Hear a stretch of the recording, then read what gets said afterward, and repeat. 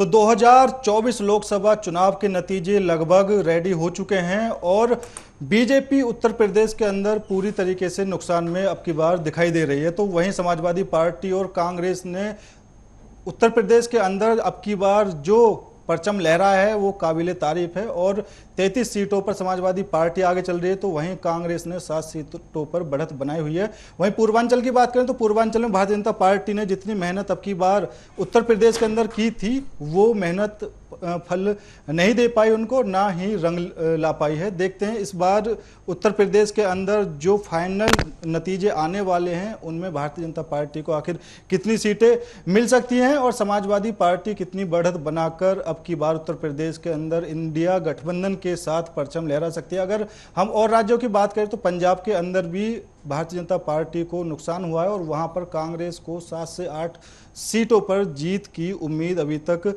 दिखाई दे रही है। हालांकि चरणजीत सिंह चन्नी अपनी सीट जीत चुके हैं और कई जगह ऐसी हैं जहां पर पिछली बार भारतीय जनता पार्टी ने सीट जीत ली थी, लोकसभा सीटों पर परचम लहराया था, लेकिन अब की बार वहां पर देखा जा सकता है कि उनके जो दिग्गज नेता थे वो पूरी तरीके से ध्वस्त हो चुके हैं। अगर हम अमेठी की बात करते हैं तो अमेठी में स्मृति ईरानी अब की बार वहां से चुनाव हार चुकी हैं और अयोध्या में बात करें लल्लू सिंह भी बीजेपी की तरफ से चुनाव हार चुके हैं।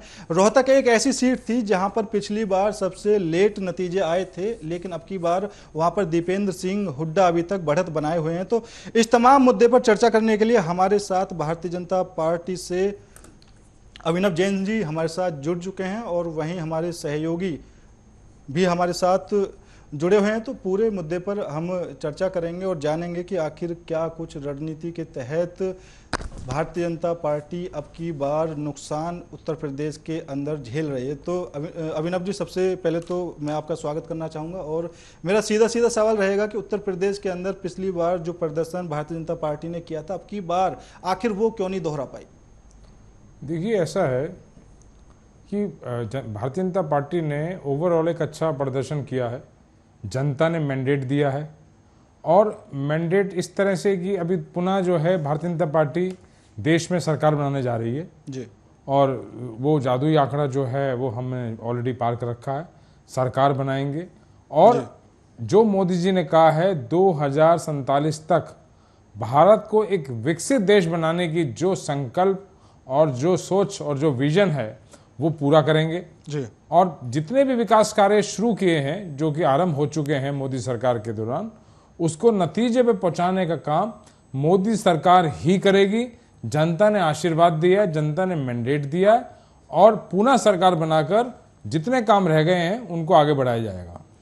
बिल्कुल। तो अभिनव जी, मैं आपसे उत्तर प्रदेश की बात करूंगा। उत्तर प्रदेश में आखिर ऐसी क्या वजह रही जो पिछली बार की तरह भारतीय जनता पार्टी अब की बार प्रदर्शन नहीं कर पाई? क्योंकि जो पूर्वांचल में भारतीय जनता पार्टी ने अब की बार मेहनत की है, 2019 में इतनी मेहनत नहीं की थी, फिर भी वहां से उसको बढ़त मिली। हालांकि पूर्वांचल में भारतीय जनता पार्टी इतनी मजबूत स्थिति में हमेशा नहीं रहती है, लेकिन अब की बार जिस हिसाब से वहां पर मेहनत की उस हिसाब से रिजल्ट नहीं मिल पाया है और जो दिग्गज पिछली बार जीत चुके थे अब की बार उनको भी वहां से हार का सामना करना पड़ा है। स्मृति ईरानी की अगर हम अमेठी की बात करते हैं, अमेठी से 2019 में उन्होंने राहुल गांधी को वहां से हराया था। अब की बार राहुल गांधी सीट छोड़कर रायबरेली चले गए, तो इस पर स्मृति ईरानी ने उनको काफी ज्यादा टारगेट किया था। तो एक कारण यह भी हो सकता है कि जनता के मन से स्मृति ईरानी अमेठी से उतर चुकी थी, क्योंकि हारे हुए प्रत्याशी के साथ जनता की सहानुभूति ज्यादा होती है और राहुल गांधी एक कांग्रेस पार्टी के बड़े नेता भी हैं। देखिए, जो है ये तीसरी बार है जी जो सरकार भारतीय जनता पार्टी तीसरी बार अपनी सरकार बनाने जा रही है और तीसरी बार भी 295 सीट्स का मिलना ये कोई आसान बात नहीं होती, कोई छोटी बात नहीं होती और प्रयास किए जाते हैं, अपेक्षा भी होती है। अपेक्षा होना गलत बात नहीं है क्योंकि प्रयास करते हैं तो अपेक्षा होना संभाविक है और उसके बाद इसका चिंतन किया जाएगा क्या कारण है, किन कारणों से जो है वो उतना नहीं हो पाया जितनी अपेक्षा थी। तो इन चीज़ों का जो है चुनाव, अब जनता ने मैंडेट दिया है, जनता का जो भी मैंडेट मिला है उसके अनुरूप इस बात को चिंतन करके जहां कमियां हैं उसको दूर करने का प्रयास किया जाएगा, उस पर चिंतन किया जाएगा। चलिए ठीक है। मेरे सहयोगी ऋषभ भी मेरे साथ हैं। ऋषभ, एनडीए को तो बहुमत मिल चुकी है, सरकार बन सकती है, लेकिन उत्तर प्रदेश में आखिर भारतीय जनता पार्टी कहां पर फेल रही, आखिर क्यों पुराना प्रदर्शन नहीं दोहरा पाई? देखिए, साल 2019 की अगर मैं बात करूं तो तकरीबन 50% जो है वो मत मिला था, लेकिन इस बार जो है वो 42% मत जो है वो मिलता हुआ नजर आया। अब वहीं पर जिस वक्त कैंडिडेट्स को टिकट दिए गए थे तो उस वक्त स्थानीय लोगों का जो गुस्सा होता है, बीजेपी पार्टी ने उसको दरकिनार करते हुए उन कैंडिडेट्स को टिकट दिया, और यही सबसे बड़ा इनका कारण रहा कि काफी सारे स्थानीय लोग ऐसे थे जिन्होंने कैंडिडेट्स को नकारा और वो अपने घर से भी मतदान करने के लिए नहीं निकले, और यही कारण रहा कि 42% जो है इस बार यहां पर मत हुआ। और फिर वहीं दूसरी तरफ जिस तरह से पीएम मोदी लगातार कह रहे थे कि 400 पार 400 पार, तो 400 पार का भी इन्हें काफी ज्यादा नुकसान हुआ इस नारे का। वो इसलिए हुआ क्योंकि जैसे ही 400 पार नारे का इन्होंने कहा कि 400 पार सीटें हम लाने वाले हैं, एनडीए जो है 400 पार सीटें लेकर आएगा, तो काफी जो समाजवादी पार्टी थी, जो राहुल गांधी थे, इन्होंने इसे जो है सीधे आरक्षण से जोड़ दिया और कहा कि ये जो अगर 400 सीटें लेकर आते हैं तो कहीं ना कहीं ये संविधान बदल सकते हैं। और ऐसा अखिलेश यादव या राहुल गांधी ने नहीं कहा, बीजेपी के कुछ नेता ऐसे थे जिन्होंने भी इस बात को कहा कि हां, संविधान जो है वो बदला जा सकता है अगर 400 सीटों की बात कर रहे हैं। तो सीधा सीधा क्या हुआ, जो हमारा जो एससी समाज था, जो ओबीसी समाज था, उसके अंदर यह बात काफी ज्यादा तेजी से फैली क्योंकि आरक्षण को जोड़ दिया गया था और सीधे सीधे आरक्षण खत्म करने की यहां पर जो है वो बात होती हुई नजर आ रही थी। इसका भी काफी ज्यादा नुकसान यहां पर हुआ इस नारे का। बिल्कुल। और अभिनव जी, एक सबसे बड़ी बात यह भी है कि नरेंद्र मोदी प्रधानमंत्री जी ने 2014 के चुनाव में और 2019 के चुनाव में कभी भी डायरेक्ट मुस्लिमों को टारगेट नहीं किया, लेकिन अब की बार 2024 के लोकसभा चुनाव में उन्होंने शुरू से ही मुसलमानों को टारगेट करना शुरू कर दिया और ऊपर से वो कांग्रेस पार्टी पर हमलावर रहे कि कांग्रेस एससी एसटी और ओबीसी का आरक्षण छीनकर धर्म के नाम पर वो मुस्लिमों को दे देगी। तो और उन्होंने साफ तौर पर यह भी कहा था कि ऐसा उनके मैनिफेस्टो में भी है, उनका मैनिफेस्टो हमने भी देखा था, ऐसा कुछ था नहीं, लेकिन वो किस तरीके से कांग्रेस पार्टी को टारगेट कर रहे थे, किस तरीके से वो मुस्लिमों को टारगेट कर रहे थे, एक ये भी कारण हो सकता है जी? देखिए, ऐसा बिल्कुल नहीं है। कारण क्या है कि जितनी भी विकास की योजनाएं हैं, चाहे वो उज्ज्वला योजना हो, चाहे वो प्रधानमंत्री आवास योजना हो, चाहे वो आयुष्मान योजना हो, चाहे वो किसी भी तरह की बेटी पढ़ाओ शिक्षा की योजना हो, चाहे वो विकास अभी आपने सुना होगा हाल ही में विश्वकर्मा योजना हो, ऐसी बहुत सारी योजनाएं हैं जो कि जाति और धर्म देखकर नहीं दी गई। वो सभी हिंदुस्तानी भारतवासियों के लिए वो सभी योजनाएं थी। आज आप देखेंगे एम्स जैसे अस्पताल में जाके देखेंगे तो वहां पे सभी धर्मों के, और आप जिस मुसलमान समाज की बात कर रहे हैं, ऐसा वो उनसे पूछेंगे जो वहां पे एडमिट अपना इलाज करा रहे हैं, तो वो आपको बता पाएंगे कि बिल्कुल भी किसी भी तरह का भेदभाव नहीं किया गया। हाँ, ये बात बिल्कुल ठीक है, मेरे साथी अभी कह रहे थे कि एक मिसकम्युनिकेशन फैलाने का काम कांग्रेस ने किया है। एक उन्होंने चुनावी पैंतरा उन्होंने फेंका है, जबकि वो खुद ही जो है उनकी ऐसी मानसिकता रही है। वक्त वक्त के ऊपर उन्होंने जो है आरक्षण को अपनी तरह से उसके ऊपर बयानबाजी करी है, और एक समय ऐसा था जब ये विशेष धर्म के लोग ये जानते हैं कि किस तरह से इंदिरा गांधी के समय में उनके साथ जो है नाइंसाफी की गई है। जबकि प्रधानमंत्री की योजनाएं जो हैं, भारतीय जनता पार्टी की जो योजनाएं हैं, वो विश्वकर्मा योजना जैसी योजना, आयुष्मान जैसी योजना, और जो रेडी पटरी के साथ जो उनको जिस तरह का लोन की व्यवस्था दी गई है, राशन जिस तरह से राशन दिया जा रहा है वो किसी धर्म को देख के नहीं दिया जा रहा। इस तरह की योजनाएं जो हैं सभी धर्मों के लिए, और सभी जो लोगों को जरूरत है आखिरी पायदान तक वहां पे वो पहुंचे, इसका काम जो है मोदी सरकार ने किया है। जनधन अकाउंट खुलवाकर सीधा वहां तक पैसा पहुंचाने का काम जो है मोदी सरकार ने किया है। जबकि मैं बता देना चाहता हूं कि जो पहले की सरकारें थी, किस तरह से उसमें घूसखोरी और कमीशन खोरी थी। अगर पूरा का पूरा फायदा वहां पे आखिर तक पहुंचे, क्योंकि देखिए ये कैडर बेस्ड पार्टी है, एक विचारधारा की पार्टी है। हमारे यहाँ इस बात को कहा गया है, दीनदयाल उपाध्याय जी का नारा था अंत्योदय, कि आखिरी पायदान पर बैठा हुआ व्यक्ति जब तक लाभान्वित नहीं होगा, वो लाभ नहीं लेगा, तब तक जो है हमारा विकास पूरी तरह से उसे कहना संभव है। तो इसी योजना के तहत भारतीय जनता पार्टी मोदी सरकार का ये प्रयास रहा है कि जो भी जिसको भी जरूरत है ऐसी सारी योजनाएं बिना धर्म देखे बिना जाति देखे वहां तक पहुंचे, और जो जाति या धर्म जो कि कहीं ना कहीं रह गए हैं, कहीं ना कहीं पीछे छूट गए हैं, वंचित हैं, शोषित हैं, उनके लिए भी काम करने का कार्य मोदी सरकार ने किया है, भाजपा ने किया है, स्कीम लाकर किया है, योजनाएं लाकर किया है, समय समय पर जगह जगह कैंप लगाकर किया है। अब देखिए पूरा कितने करोड़ों लोगों को राशन दिया जा रहा है, और राशन कार्ड देख के दिया जाता है, उसमें नाम नहीं देखा जाता कि वो नाम इसमें क्या है, उसके अंदर नाम विष्णु है, विश्वजीत है, या विसंदर है, या विप्लव भाई, ये नाम देख के नहीं दिया जाता, वो राशन कार्ड देख के दिया जाता है। इसी तरह से मैं कहना चाहता हूं सभी योजनाओं का जो अगर कहीं ना कहीं पहुंचाने का, जमीन धरातल पर पहुंचाने का कार्य किया है तो मोदी सरकार ने किया है ना, बिना जातवाद से किया है। जबकि कांग्रेस जो है उसका कोई विजन नहीं है, कोई उनका जो है कहीं ना कहीं विकास से कोई उनका मतलब नहीं रहा, लेकिन इस तरह की एक लोगों को भड़काने में हो सकता है वो कहीं ना कहीं कामयाब रही हो, और गलत तरीके जो उन्होंने मिस कम्युनिकेशन करने का कोशिश करी है उसके अंदर वो कहीं ना कहीं कामयाब भी हुए हो। बिल्कुल, अभी आपने दो बातें कही, एक तो जनधन योजना वाली बात और दूसरा राशन को लेकर। तो अभी चुनाव के टाइम में मल्लिकार्जुन खड़गे ने खुद लखनऊ में अखिलेश यादव की प्रेस वार्ता में कहा भी था कि उत्तर प्रदेश की जनता को हम 10 किलो राशन देंगे, भारतीय जनता पार्टी आपको 5 किलो राशन देती है। दूसरा, उनके मैनिफेस्टो में यह भी है कि जितनी भी महिलाएं हैं उनको हर महीने 8500 रुपए देंगे, मतलब सालाना 1 लाख रुपए। तो ऋषभ, क्या लगता है इन चीजों से भी उत्तर प्रदेश की जनता पर कुछ ना कुछ प्रभाव पड़ा है?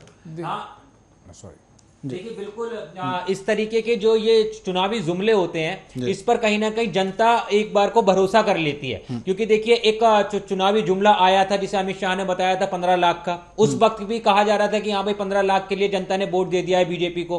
तो इसी तरह के पैतरे को जो है कहीं ना कहीं अब विपक्ष ने अपनाया, तो 10 साल के अंदर तो जनता को कुछ मिला नहीं, तो इसलिए कहीं ना कहीं जनता आश्वासन लगाए बैठी थी कि भाई इस सरकार ने नहीं किया तो शायद अब ये लोग आ जाएंगे तो हमारे लिए कर सकते हैं। तो इन तरह के चुनावी जुमले जो होते हैं वो भी चुनाव के अंदर काफी ज्यादा असर डालते हैं, और वो कहीं ना कहीं जिस तरह से आपने अभी बताया तो वो इस चुनाव के अंदर असर डाला जनता की तरफ।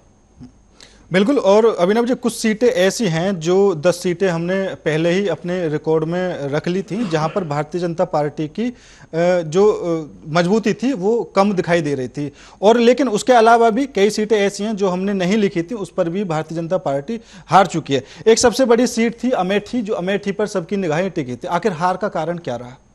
देखिए इसमें क्या, कहीं ना कहीं कुछ सेंटिमेंट्स ऐसे रहे हैं जनता के जो जिसके कारण से उनका मैंडेट आया है, और स्मृति ईरानी जी एक मजबूत नेता हैं, और कई बार जो है सही बात कहनी पड़ती है, सही बात साफ बात कहने से वो खराब लग जाती है। कि जैसे अभी आपने कहा कि राहुल गांधी के को ज़्यादा कहा गया, लेकिन जो है सच अगर नहीं कहेंगे तो जनता तक कैसे पहुंचेगा। और राहुल गांधी जैसे कि आपने कहा वो समय समय पर एक जो है उनकी पार्टी, उनकी गलती नहीं है, उनकी पार्टी की ऐसी नियति है, उनका ऐसा इतिहास है कि वो कभी भी जो है 100 साल 70 साल से जब से वो जो है इसमें रहे हैं सत्ता में, वो इसी तरह के जो है बोलते रहते हैं। कई बार इंदिरा गांधी ने बोला कि भ्रष्टाचार के ऊपर उन्होंने जो है चुनाव लड़ा, वो जबकि भ्रष्टाचार उनके समय में बड़ा ही बड़ा है, और बहुत सारे जो है वो फोर्स ये वो और पता नहीं कितने तरह के हम उनके समय के अंदर जो आज भी हम जो है जानते हैं। सुखराम चार्जेस आप जानते हैं, जैसे मोबाइल आया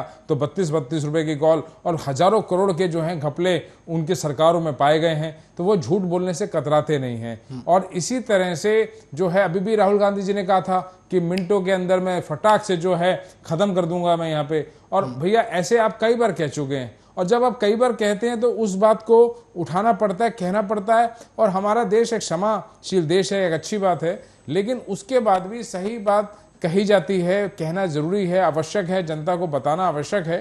दोबारा से जनता समझदार है, उनको याद दिलाने की काम हम कर सकते हैं, लेकिन फैसला करना, मैंडेट देना जनता के हाथ में है। जनता ने अपने तरह से मैंडेट दिया है, उनका सम्मान करते हैं, उनके आशीर्वाद का मान करते हैं, और उसको देखा जाएगा कि उसको समझना पड़ेगा, उसको रीड करना पड़ेगा कहाँ पे गलती हुई, और उसको जो है उसके ऊपर चिंतन करेंगे।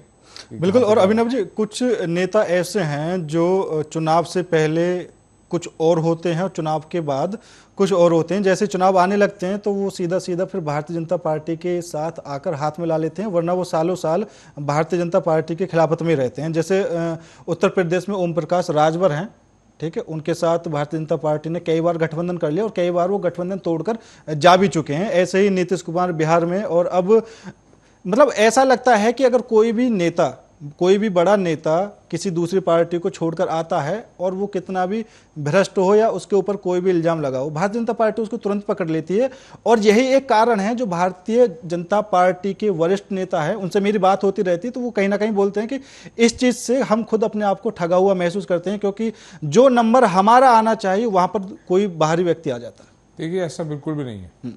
आप जो है, भारतीय जनता पार्टी एक कार्यकर्ता, एक कैडर बेस्ड पार्टी है। वहां पर हर कार्यकर्ता को ये पता है और हर कार्यकर्ता की क्षमता है। एक चाय वाला भी जब प्रधानमंत्री बन सकता है तो आप इस बात को समझ सकते हैं कि कोई राजनीतिक पृष्ठभूमि इसके लिए जो है जरूरी नहीं है, आवश्यक नहीं है। यहाँ पे ऐसे बहुत सारे कार्यकर्ता हैं, जमीन से उठे कार्यकर्ता हैं, और जमीन से उठे कार्यकर्ता जिनकी कोई राजनीतिक पृष्ठभूमि नहीं थी वो आज मंत्री हैं। सरकार के अंदर जो है उनकी दावेदारी है, उनका कहीं ना कहीं उनकी दायित्व है, उनकी जिम्मेदारी है। तो ऐसा नहीं है, यहाँ का भारतीय जनता पार्टी का सारा जो है हर एक कार्यकर्ता सक्षम है बड़ी से बड़ी जिम्मेदारी को निभाने के लिए, दायित्व को निभाने के लिए, और हर कार्यकर्ता इस बात को अच्छे से समझता है। तो ऐसा नहीं है कि वो कहीं ठगा सा महसूस कर रहा है, ऐसा बिल्कुल भी नहीं है। और जहाँ तक औरों की बात है, नीतीश जी की बात करी आपने, देखिए ये सब लोग हमारे पुराने जो है अटल बिहारी वाजपेयी जी के समय से जो है हमारे एसोसिएट रहे हैं, और चुनाव से पहले से इनके साथ अलायंस है। तो कहीं ना कहीं ऐसा कुछ नहीं है। और एक घर के अंदर भी कई बार आदमी जो है डिफरेंटली सोचता है, सोच में और कम्युनिकेशन के अंदर कहीं ना कहीं डिफरेंस हो सकता है, गैप हो सकता है, उसको पूरा किया जाता है। तो चुनाव को बहुत ही सोच समझ के लड़ा गया है, साथ में मिलकर लड़ा गया है, पहले से अलायंस किया गया है। और कहीं भी इस तरह की चुनावी रोटियां सेकने के लिए बिल्कुल भी जो है कांग्रेस पूरा प्रयास कर रही है। जो वो जोड़ तोड़ की बात करती है वो खुद इस बात को साबित कर रही है कि पहले से अलायंस है और किस तरह से इनकी जोड़ तोड़ की इनकी मानसिकता है, जो कि आज टीवी चैनल्स के ऊपर अपनी मानसिकता पूरे देश के सामने उनकी आ रही है, और वो जो है सेंध लगाने की कोशिश करते हैं। तो इस बात को नोट किया जाए कि इस तरह की मानसिकता जिनकी वो बात करते थे वो सारी जनता के सामने अपना चेहरा दिखा रहे हैं कि सिवाय सत्ता के भूख के अलावा उनके पास कुछ नहीं है। एन केन प्राक्रेन किसी भी तरह से झूठ बोल के, झूठे आश्वासन दे के, प्रलोभन दे के वो सिर्फ सत्ता चाहते हैं, और सत्ता के बाद सिर्फ अपनी तिजोरियां भरने का काम उन लोगों ने किया है। कहीं ना कहीं देश को उन्होंने कमजोर करने का काम किया है। अंतरराष्ट्रीय स्तर पर उनके पटल पर जो है भारत को कहीं ना कहीं दयनीय स्थिति में पहुंचाने का अगर काम किया है तो वो कांग्रेस ने किया है, उनकी विचारधारा ने किया है। और मोदी सरकार ने भारत को मजबूत करने का काम किया है। अंतरराष्ट्रीय स्तर पर जो है भारतीय पासपोर्ट को एक ताकत देने का काम किया है, विकास का काम किया है। 2047 तक एक विकसित भारत को बनाने का सपना उन्होंने सामने संजोया है, और जो हमें सच होता भी दिखाई दे रहा है उसके हम नजदीक भी पहुंच रहे हैं। ये विपक्षी, ये कांग्रेसी कितने भी प्रयास कर लें, लेकिन जो है ये विकास का पहिया रुकेगा नहीं। मोदी जी फिर सरकार बनाएंगे और हम जो है जो हमारे बचे हुए काम है उनको पूरा करेंगे। नहीं, बिल्कुल, देखिए बहुमत के पास तो एनडीए पहुंच चुकी है, लेकिन जैसा मैं ओम प्रकाश राजभर और नीतीश कुमार की बात कर रहा था, हालांकि इंडिया गठबंधन ने भी नीतीश कुमार को उप प्रधानमंत्री पद का ऑफर दिया है। तो ऋषभ, क्या लगता है आपको कि क्योंकि नीतीश कुमार हमेशा पाला पलटते रहते हैं, तो क्या लगता है वो देखकर इधर उधर होने की स्थिति में है अभी? देखिए, बिल्कुल जो है वो एक बहुत ही मैच्योर नेता हैं और राजनीति के अंदर बहुत सालों से हैं। वो जो है बिल्कुल उन्होंने बहुत सोच समझ के अलायंस किया है, प्री अलायंस है। कुछ भी हो जाए वो एनडीए का हिस्सा है और मिलके सरकार बनाएंगे और मिलके सरकार चलाएंगे। देखिए, नीतीश कुमार को पहली बार हम नहीं कह सकते कि वो दल मतलब बदल नहीं सकते। इससे पहले भी वो ऐसा कर चुके हैं, और एक बार नहीं कई बार कर चुके हैं। और यहाँ पर सबसे बड़ी बात जो है, तो इंडिया गठबंधन ने उन्हें जिस तरह से उप प्रधानमंत्री बनने का जो उनके सामने ऑफर रखा है, तो उस ऑफर को देखकर वो कहीं ना कहीं इंडिया गठबंधन की तरफ जा सकते हैं, क्योंकि नीतीश कुमार एक ऐसे नेता थे जिन्होंने इस चुनाव से पहले एक मंच पर सारे नेताओं को लाकर खड़ा कर दिया था और उसके बाद सारे नेताओं के साथ जो है ये गठबंधन किया था। भले ही कुछ बातें, कुछ सहमति ना होने के कारण वो इंडिया गठबंधन से हटकर एक बार फिर से एनडीए की तरफ चले गए थे, लेकिन यहां पर अब नीतीश कुमार के लिए ये भी खास बात कही जाती है कि वो पहले अपने आप को देखते हैं, अपने पद को देखते हैं और पार्टी में वो किस वजूद पर क्या वजूद उन्हें मिल रहा है वो उसकर देखते हैं। तो इससे बड़ा वजूद तो मुझे नहीं लगता कि जो शायद एनडीए उन्हें दे पाएगा आने वाले से, अगर वो एनडीए के साथ जाते हैं तो ये भी हो सकता है। और ऐसा अभी खबर ये भी निकल के आई थी कि बिहार के जो उप मुख्यमंत्री हैं उससे भी उन्होंने बात नहीं की पाई है, सम्राट चौधरी से उन्होंने बात नहीं की और वो जो है फोन वगैरह बंद करके वहां से चले गए। तो यहां पर कहीं ना कहीं अब नीतीश कुमार पर पूरी कहानी आके अटक गई है कि नीतीश कुमार आने वाले समय में क्या करते हैं, क्योंकि 15 सीटें तकरीबन उनके पास आ रही हैं। नहीं, बिल्कुल। देखिए, जिस हिसाब से सम्राट चौधरी उनसे मुलाकात करने के लिए गए थे और नीतीश कुमार ने उनसे मुलाकात नहीं की, तो इस बात से अनुमान लगाया जा सकता है कि कहीं ना कहीं नीतीश कुमार इंडिया गठबंधन के नेताओं के संपर्क में हैं और आने वाले टाइम में अभिनव जी कुछ भी हो सकता है, क्योंकि राजनीति है और राजनीति में कभी भी किसी का भरोसा नहीं किया जा सकता। नीतीश कुमार जैसे नेताओं का तो कभी भी भरोसा नहीं किया जा सकता, जो अपने खुद के स्वार्थ के लिए कभी भी किसी गठबंधन में शामिल हो सकते हैं। इसीलिए वो बिहार में कई बार गठबंधन तोड़कर 9 बार मुख्यमंत्री बन चुके हैं।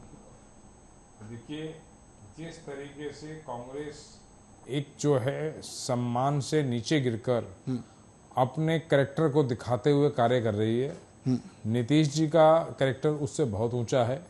वो राजनीति को बहुत अच्छे से समझते हैं और बहुत ही सोच समझकर अलायंस किया हुआ है और एक साथ हम लोगों ने चुनाव लड़ा है। बिहार के अंदर जनता ने उस अलायंस का बड़ा सम्मान किया है। जितना अच्छा उसका बिहार का रिजल्ट आया है, हमें प्रदर्शन देखने को मिला है, चाहे वो भाजपा को वोट मिले हों, चाहे वो हमारे अलायंस पार्टी को वोट मिले हों, वो एक अलायंस को मिला है। उस अलायंस को आशीर्वाद जनता ने दिया है। जनता बिल्कुल भी इसको जो है ये मन में नहीं ला सकती कि जो सोच के उसने चुनाव के अंदर अपना मतदान किया है, उस अलायंस के अंदर जरा से भी कहीं कोई कमी आएगी, कोई चेंज आएगा, और हमें भी इस पे पूरा विश्वास है। नहीं, बिल्कुल। अगर नीतीश कुमार के समर्थन से भारतीय जनता पार्टी वहां पर सीटें जीतने में कामयाब रही है, और क्योंकि इस चीज़ का भी काफ़ी ज़्यादा प्रभाव पड़ता है, अगर उनकी सीटों को हम अलग कर दें तो कहीं ना कहीं भारतीय जनता पार्टी जो बहुमत है उसके आंकड़े से भी हो सकता है बाहर आ जाए। लेकिन नीतीश कुमार उनके साथ हैं, ये अच्छी बात है। तो अब की बार बिहार में विकास की उम्मीद समझे, क्योंकि कई बार देखा गया है और कई बार अभी तक देखा गया है कि जो बिहार से लोग हैं वो रोजगार के लिए दिल्ली, एनसीआर और बाहर के इलाकों में जाते रहते हैं। तो अभी तक रोजगार के मामले में बिहार ज़्यादा बड़ी स्थिति में नहीं है। देखिए, ऐसा है, रोजगार के लिए बाहर जाना और प्रयास करना है कोई गलत बात नहीं है, जा सकते हैं जी। और आज जो है बिहार प्रदेश से जो लोग बाहर भी हैं वो बहुत उनको इज्जत की दृष्टि से देखा जाता है, उनका सम्मान किया जाता है। और बिहार में भी बहुत सारे अभी विकास के दरवाजे खुल गए हैं, बहुत सारी अपॉर्चुनिटीज़ जो हैं वहाँ पे खुल गई हैं। बिहार किसी भी तरह से कम करके नहीं आंका जा सकता हर क्षेत्र के अंदर, और विकास के अंदर जो है बिहार पुनः अपना जो कई एक शताब्दी से जो एक दर्जा है उसको पुनः जो है प्राप्त करने के लिए बिहार आगे बढ़ रहा है। और भाजपा और नीतीश और जो हमारे अलायंस के जितने भी वहाँ पे हमारे लोग हैं मिलकर बिहार को एक मजबूती देने का काम करेंगे। बिल्कुल ऋषभ, और दिल्ली का क्या हाल है? दिल्ली के बारे में थोड़ा सा विस्तार से बताइए, क्योंकि वहाँ पर जो 7 सीटें हैं, 7 सीटों पर बीजेपी की जो बढ़त चल रही थी, एक सीट पर बांसुरी सुरेजा वहाँ पर जीत चुके हैं। वहीं दूसरी सीट उनकी मनोज तिवारी जो है वो भी उनके पाले में आते हुए सीधा सीधा नजर आ रही है। मनोज तिवारी के सामने जो है कन्हैया कुमार को लाकर खड़ा करा था। दो बिहार के, मतलब जैसे बिहारी वर्सेस बिहारी करने की उन्होंने कोशिश की थी वहां पर कि दोनों बिहार के जो है बड़े नेता मतलब एक सीट पर लड़ेंगे तो कहीं ना कहीं कन्हैया कुमार के जीतने के वहां पे चांसेस लगाए जा रहे थे, लेकिन मनोज तिवारी ने वैसा नहीं होने दिया। और जिस तरह से बीजेपी ने उन पर भरोसा जताया था वो उनके भरोसे पर पूरा खरा उतरे और दिल्ली के अंदर जो है वो बीजेपी अच्छी स्थिति में नजर आ रही है। बिल्कुल। और अभिनव जी, अगर हम हरियाणा की बात करते हैं, हरियाणा में 2019 में भारतीय जनता पार्टी ने क्लीन स्वीप किया था और 10 की 10 सीटों पर भारतीय जनता पार्टी ने जीत का परचम लहराया था। लेकिन अब की बार स्थिति बदल चुकी है, तस्वीर बिल्कुल बदल चुकी है। काफ़ी सीटें ऐसी हैं जो भारतीय जनता पार्टी वहाँ पर हार सकती है। और जो एग्जिट पोल में भी अनुमान लगाए जा रहे थे, क्योंकि एग्जिट पोल में तो एनडीए को काफ़ी ज़्यादा बहुमत दे दिया था और काफ़ी न्यूज़ चैनल ऐसे थे जिन्होंने 350 और 400 का आंकड़ा छू दिया था कि अब की बार एनडीए को इतनी सीटें मिल सकती हैं। लेकिन धीरे धीरे जो सच्चाई सामने आई वो आज नतीजों में आप देख सकते हैं। हालांकि जो हमारा एग्जिट पोल था, हमने शुरू में ही सबसे अलग बनाकर रखा हुआ था और एक एक सीट पर सर्वे किया हुआ था। हमने अपने जो एग्जिट पोल है उसमें 284 सीटें एनडीए को दी हुई थी, जो अभी तक उस पर लग सकता है कि हमारे एग्जिट पोल पर मोहर लग जाए। हालांकि अगर हरियाणा की बात करें, हरियाणा में एग्जिट पोल में उस टाइम भी जो न्यूज चैनल दिखा रहे थे 6 सीटों पर बीजेपी को बढ़त दिखा रहे थे। तो आखिर क्यों हरियाणा में बीजेपी इस बार कमजोर हो गई?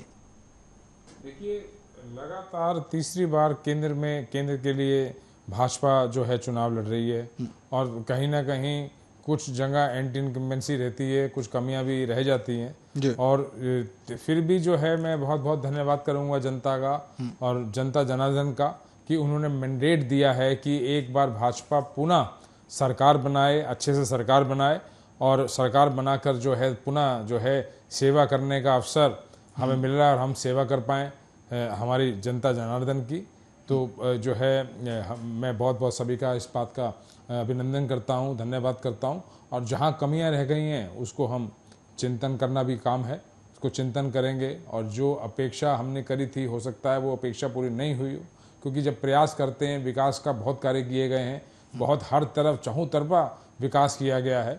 और उस विकास के अंदर जो है जब विकास करते हैं तो अपेक्षा भी करते हैं, लेकिन अपेक्षा टूट भी जाती है, क्योंकि काम करना है, मेहनत करने वाले का काम है कि मेहनत करना और अपेक्षा करना।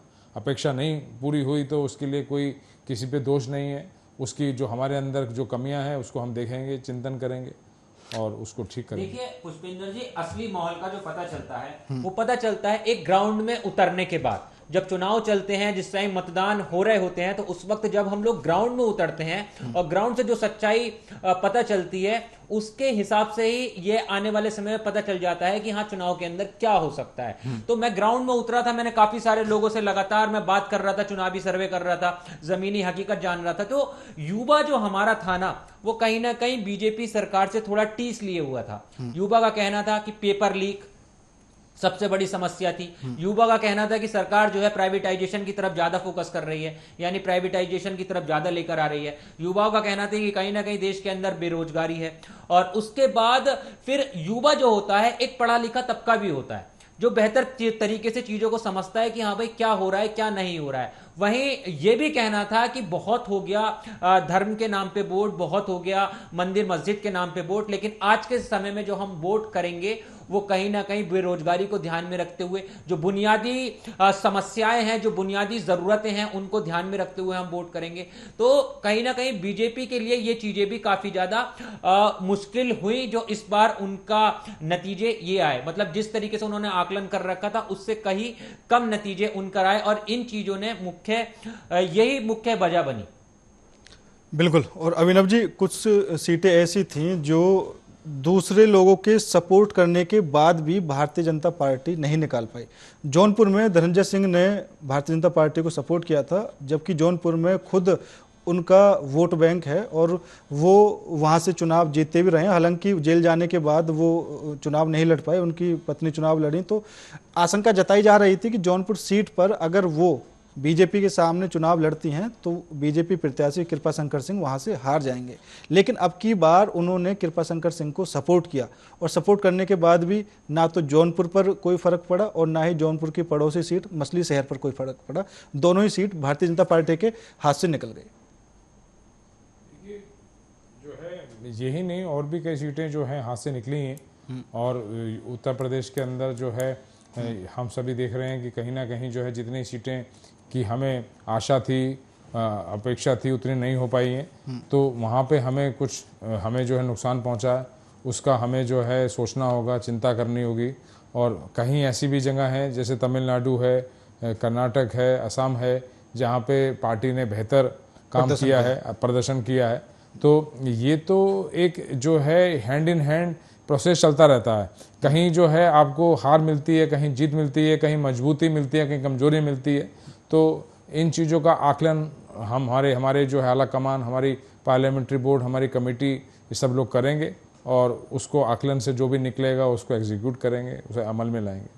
देखिए, जौनपुर सीट की आपने बात की, तो जौनपुर सीट की मैं आपको थोड़ा जानकारी बता देती हूँ कि धनंजय सिंह जो है वो वहां के बहुत ही पावरफुल व्यक्ति माने जाते हैं। और ये बात बिल्कुल सत्य है कि धनंजय सिंह अगर वहां से खुद चुनाव लड़ते या फिर अपनी पत्नी को चुनाव लड़ाते तो फिर आज जौनपुर के जो परिणाम होते वो कुछ और ही नजर आते।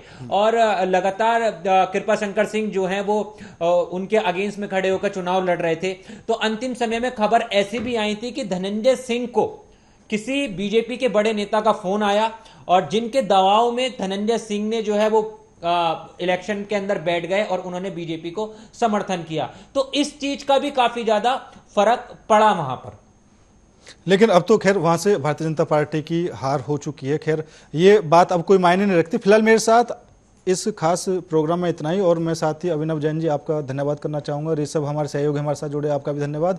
तो लोकसभा चुनाव 2024 के परिणाम और रुझान जो अभी दिखाई दे रहे हैं उसमें एनडीए को बहुमत मिल चुका है। हालांकि उत्तर प्रदेश में स्थिति बीजेपी की इस बार नुकसानदायक रही। फिलहाल मेरे साथ इस खास पेशकश में इतना ही। बाकी देश और दुनिया की तमाम खबरों के लिए देखते रहिए आर्यन न्यूज।